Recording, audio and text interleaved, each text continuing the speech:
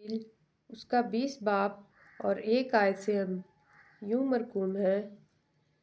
ہفتہ کے پہلا دن مریم مگدلینی ایسے تڑکے کہ ابھی اندھیرا ہی تھا قبر پر آئی اور پتھر کو قبر سے ہٹا ہوا دیکھا۔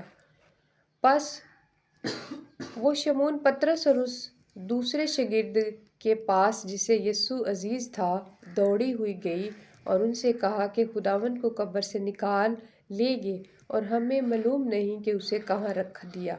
پس پطرس اور دوسرا شاگرد نکل کر قبر کی طرف چلے اور دونوں ساتھ ساتھ دوڑے، مگر وہ دوسرا شاگرد پطرس سے آگے بڑھ کر قبر پر پہلے پہنچا۔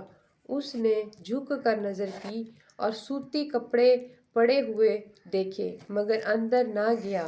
شمعون پطرس اس کے پیچھے پیچھے پہنچا اور اس نے قبر کے اندر جا کر دیکھا کہ سوتی کپڑے پڑے ہیں اور وہ رومال جو اس کے سر سے بندھا ہوا تھا سوتی کپڑوں کے ساتھ نہیں بلکہ لپٹا ہوا ایک جگہ الگ پڑا ہے۔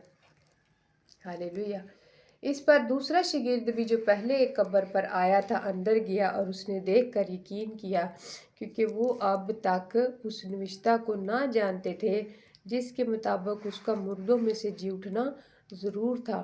پس یہ شاگرد اپنے گھر کو واپس گئے، لیکن مریم باہر قبر کے پاس کھڑی روتی رہی، اور جب روتے روتے قبر کی طرف جھک کر اندر نظر کی تو 2 فرشتوں کو سفید پوشاک پہنے ہوئے، ایک کو سراہنے اور دوسرے کو پٹیانے بیٹھے دیکھا، لیکن یسوع کی لاش پڑی جہاں یسوع کی لاش پڑی تھی۔